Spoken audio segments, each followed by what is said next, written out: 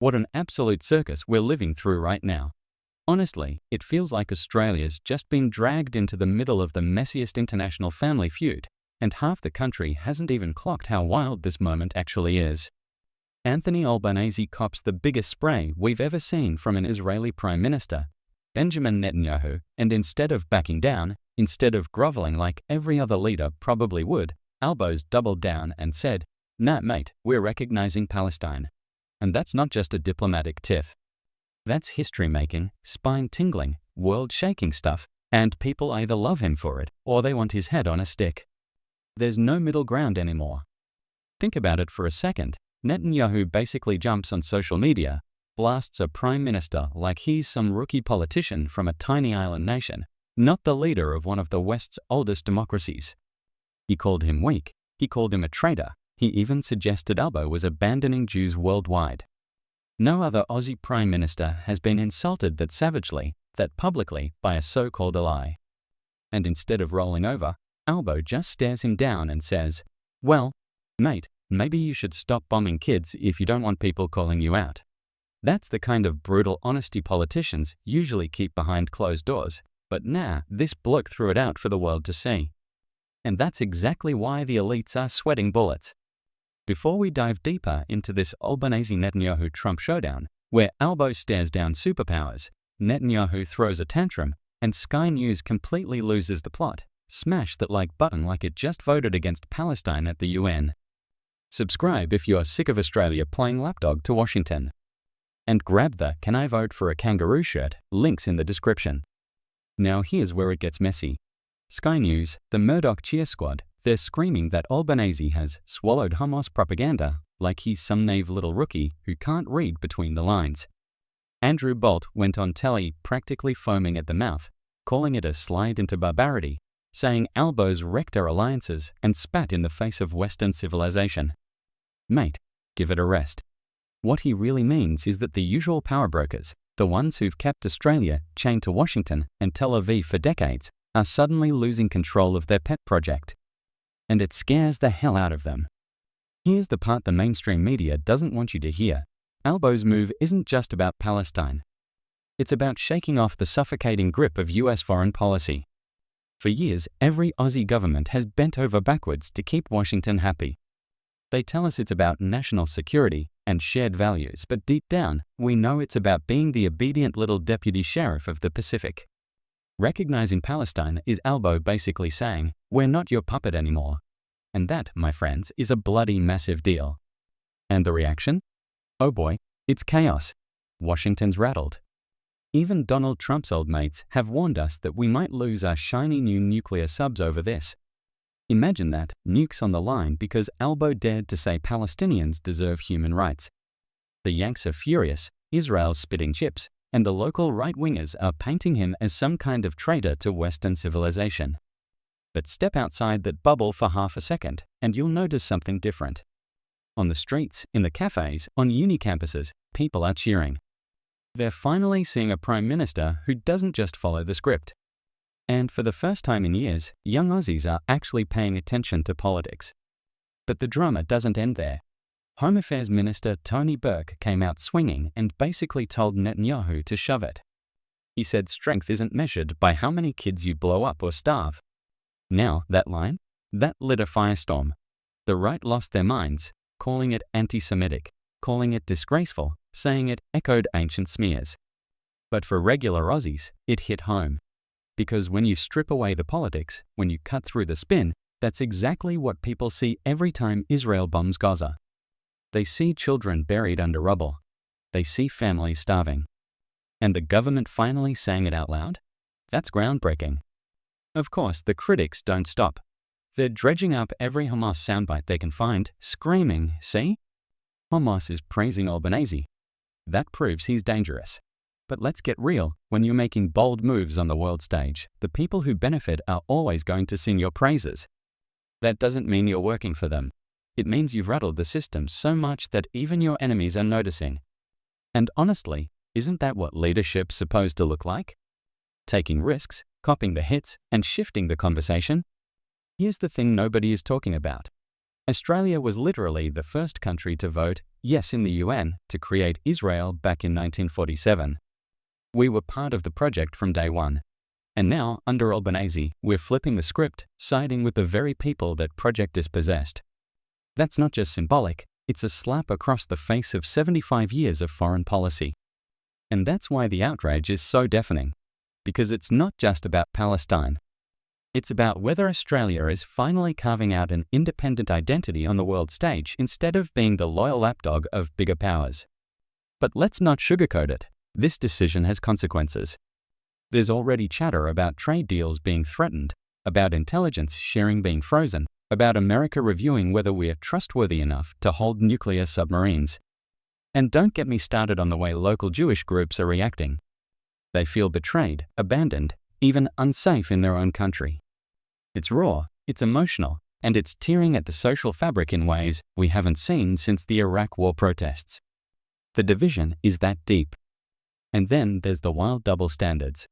Our government's been letting Iranian diplomats stay in Australia even while they post hostile statements about Israel. We've let commentators with extreme pro-Hamas views fly in and spread their rhetoric. But an elected Israeli politician gets banned because he called Palestinian kids the enemy? You see what's happening here, right? The government's making a calculated choice, who gets a voice and who doesn't. And whether you agree with it or not, it shows they're not scared of upsetting the powerful anymore. But that's just the start of the storm. Because behind closed doors, every major Western leader is watching Australia right now. If Albo gets away with this, if Australia can recognize Palestine without being crushed economically or politically, you can bet other countries will follow. And that's exactly why Netanyahu is furious. Because once one domino falls, the whole system starts to shake. Now, here's the kicker. All of this is happening while Donald Trump is back in the White House. Yeah, the bloke's president again, and you know what that means. He's already been taking calls about this, and word is he's not impressed. Trump doesn't do subtlety. If he thinks Australia's stepping out of line, he'll hammer us with tariffs, sanctions, or worse. The man loves loyalty, and right now, he reckons Albo's giving him the middle finger. So we're about to find out just how much spine Albanese really has. And honestly, that's what makes this whole saga so bloody fascinating. We've got a Prime Minister finally breaking ranks, standing with Palestine, calling out Israel, and risking it all on the world stage. The media's screaming, the allies are fuming, and half the countries either furious or cheering. It's messy, it's risky, and it's controversial as hell. But maybe, just maybe, it's exactly what Australia needs. Because for once, we're not just another star on America's flag. We're our own bloody country, making our own bloody choices. Now, before I dive deeper into the fallout, because trust me, it only gets wilder from here, let me just leave you with this thought. Every empire crumbles, every alliance fractures, and every nation has its moment where it has to decide who it really is. This might be ours. Right, so here's where the story really takes a nasty turn, because the international fallout from Albo's move wasn't just some diplomatic slap on the wrist, it turned into a full-blown international scandal.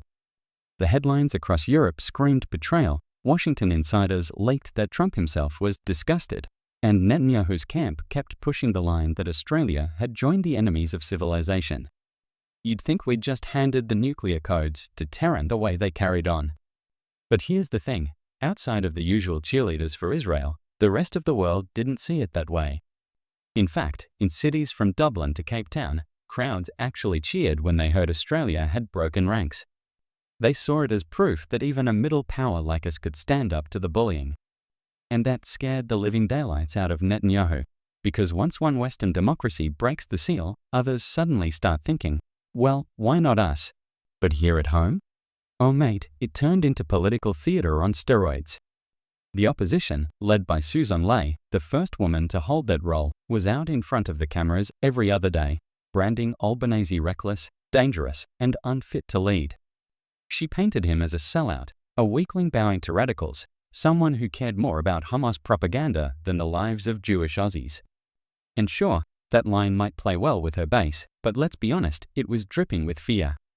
Because Ley knows deep down that Albanese's move resonated with ordinary people in a way politicians rarely manage anymore. When he stood there and calmly said the world can't keep pretending Palestinians don't exist, millions of Aussies nodded along. They might not know the ins and outs of the conflict, but they know injustice when they see it. And that's exactly what Albanese tapped into. For years, Aussies have watched the footage coming out of Gaza, families obliterated, children pulled from rubble, whole neighborhoods turned to dust, and they felt powerless. They've heard the excuses. Israel has a right to defend itself. It's complicated. It's Hamas's fault.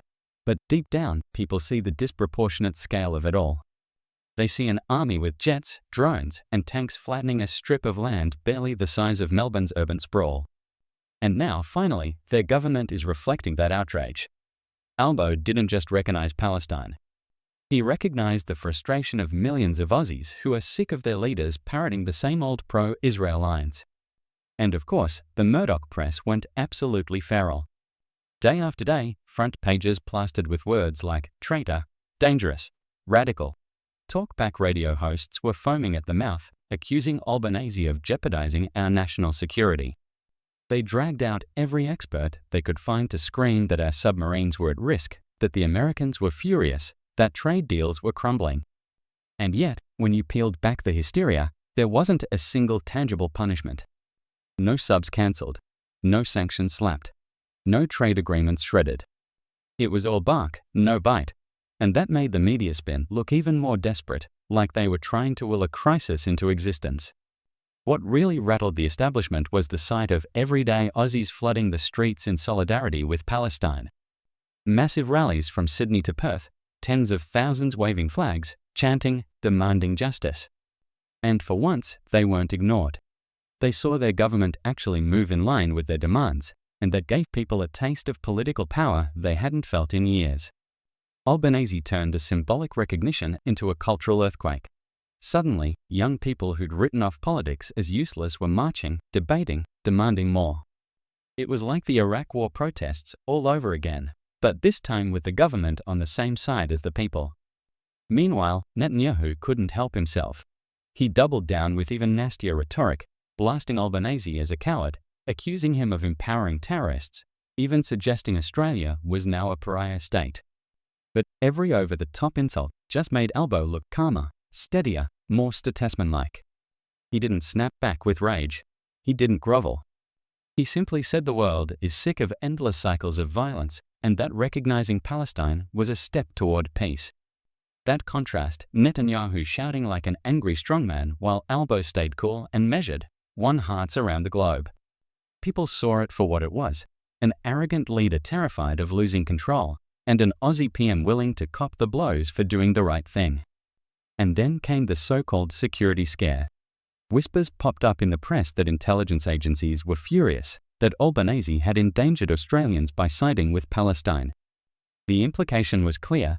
By recognizing a Palestinian state, he'd invited terrorist attacks on our soil. But let's cut through the spin. This was classic fear-mongering. The agencies couldn't point to a single credible threat. They just wanted to scare the public into turning on the government. It's the same playbook they've always used. Remember the weapons of mass destruction lie in Iraq? Same vibe. But here's the twist. This time, Aussies didn't swallow it. Poll after poll showed support for Palestinian recognition climbing, especially among younger voters. And here's the part that really made the elites sweat. International leaders started quietly signaling they might follow Australia's lead. Spain and Ireland publicly praised the decision. Even Canada, usually America's loyal shadow, started muttering about new approaches. Netanyahu knew exactly what this meant. If the dominoes start falling, Israel loses the diplomatic shield it's relied on for decades. And all it took to start that chain reaction was Australia, tiny, underestimated, often dismissed Australia, breaking ranks. No wonder Netanyahu went nuclear in his response. He wasn't just fighting Albanese. He was fighting the possibility that Israel's narrative was crumbling. But let's not pretend everyone here was on board. The Jewish community in Australia was split right down the middle. Some felt deeply betrayed, saying their safety had been tossed aside. Others quietly admitted that maybe, just maybe, it was time for a different approach. And this division spilled into our politics in ways we've never seen before. MPs were heckled in Parliament, Protests followed politicians to their electorate offices, and social media turned into a battleground. The anger was white hot. But here's the kicker, Albanese didn't back down. Not once. He wore the fury, he wore the accusations, and he stayed the course. What made this even juicier was the hypocrisy of the opposition. Susan Lay went on about protecting Western civilization while conveniently ignoring the fact that Western civilization is meant to stand for democracy, justice, and equality. She hammered Albanese for recognizing Palestine, but when pressed on whether she'd reverse it if elected, she dodged. Why? Because even she knows once you make that leap, going back looks worse. It makes you look weak, it makes you look like you're siding with oppression. So she blustered, she ranted, but deep down, she was cornered. And then the Trump factor kicked in. Reports leaked that Trump had phoned Albanese, furious, trying to strong-arm him into reversing the decision. He ranted about loyalty, about submarines, about alliances. But Albo? He stood firm. Can you imagine? A sitting Aussie Prime Minister staring down not just Netanyahu, but Trump himself. That's not just gutsy. That's historic. And it sent a message the whole world heard. Australia isn't bending anymore. We'll cop the heat, we'll cop the threats, but we won't be told who we can and can't recognize. By this point, the narrative had completely flipped. What started as outrage turned into inspiration. Editorials in Europe called Albanese the quiet revolutionary. Commentators in Asia said Australia was finally showing independence. And even within the US, some progressives started saying, maybe it's time we followed the Aussies. Netanyahu's attacks started to look desperate, Trump's threats started to look hollow, and suddenly, Australia was the unexpected hero of the global stage. Now here's the bit the mainstream will never admit. This moment has exposed the biggest myth of all, that tiny countries can't stand up to superpowers. Albanese has proven they can. He's proven that if you hold your ground, the threats don't always materialize. And he's proven that sometimes, doing the right thing isn't just morally satisfying, it's politically powerful.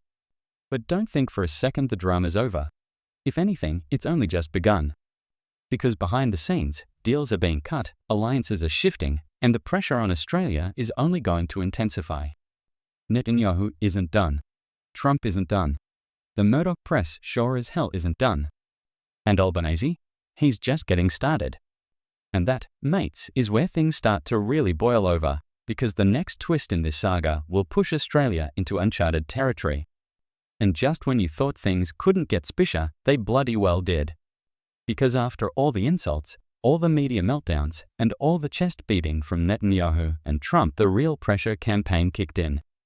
We're talking backroom threats, whispered warnings about losing military intel, and even rumors that Washington was considering pulling ambassadors for consultations.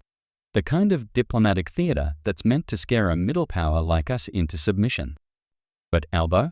He didn't blink. He kept repeating the same line. Australia stands for justice, and Palestine deserves recognition. That's it. No backpedal, no weasel words. And the longer he held firm, the weaker his critics started to look. Because let's be real, how many times have we seen this play before? Iraq, Afghanistan, every war of the last 20 years. The US and its allies roll out the same script. National security at risk, allies disappointed, terrorists emboldened. And every time, Australia played along. But this time, our Prime Minister basically said, mate, we've seen this movie before, and we're not buying a ticket again. And that broke something in the establishment. You could almost hear the cracks forming, because suddenly, the old fear tactics didn't land. People weren't panicking. They were nodding along. They were saying, good on ya, Albo. The opposition tried to capitalize on it, of course.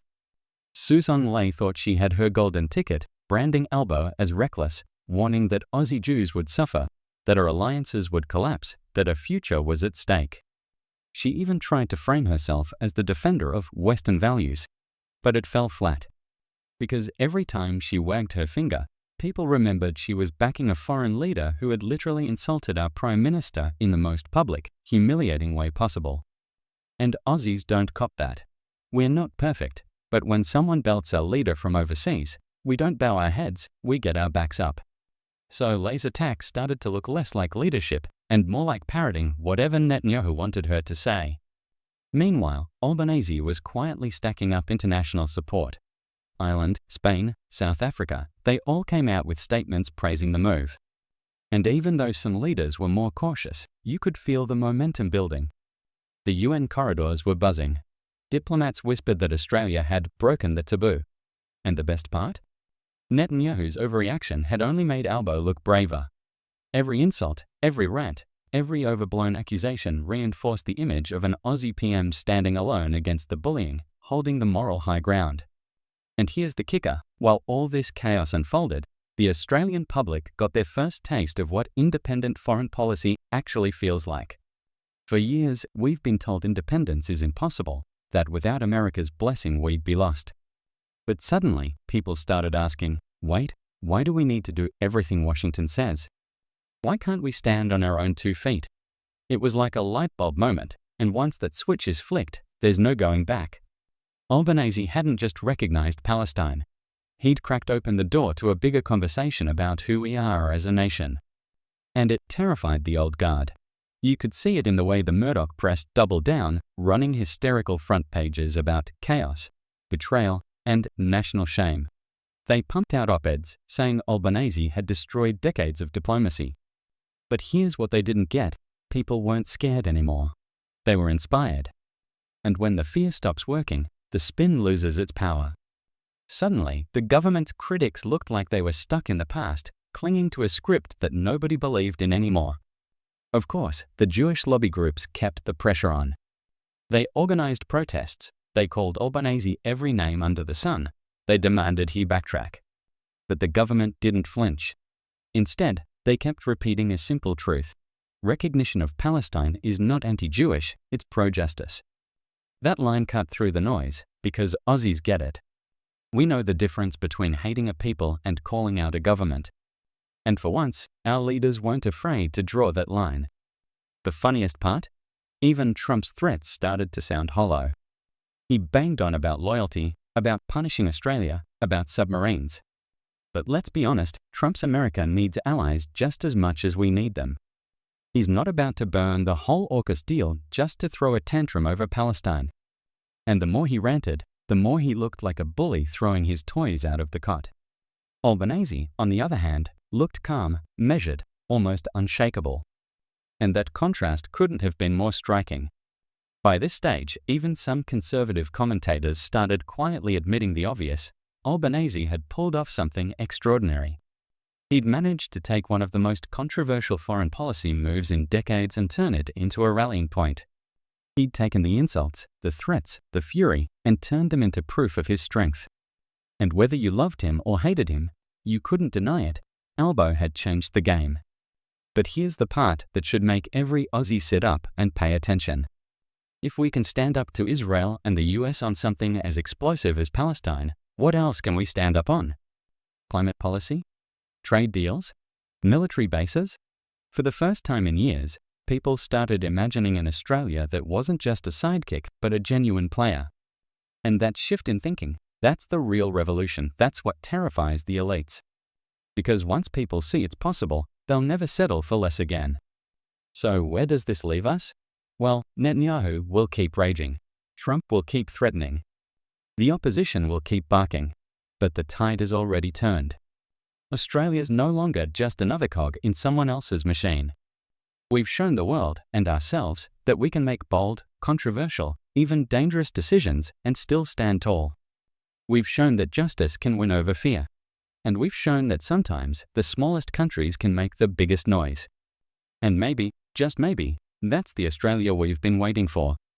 Not the lapdog, not the follower, but the nation willing to take the hits for what's right. The nation that doesn't just talk about justice, but acts on it. Albanese might have lit the spark, but it's up to us to keep it burning. Because if we let it die, if we let the old guard drag us back into submission, then this whole moment will have been wasted. So here's the challenge, mates. Stay awake. Stay loud. Don't let them scare you back into silence. Because the truth is, they only win if we give up. And right now, we've never been closer to breaking free of the old chains. See you in the next one, and don't forget to slap that like button like it just voted against Palestine at the UN after pocketing a fat defense contract. Oi, and if you're really fired up, grab the "Can I vote for a kangaroo" shirt, wear it to the next protest, the next rate hike meeting, or just your local servo when you're coughing up $2.50 a litre for fuel while watching your taxes bankroll bombs overseas. Stay loud, stay awake, and never stop fighting for the Australia we bloody deserve.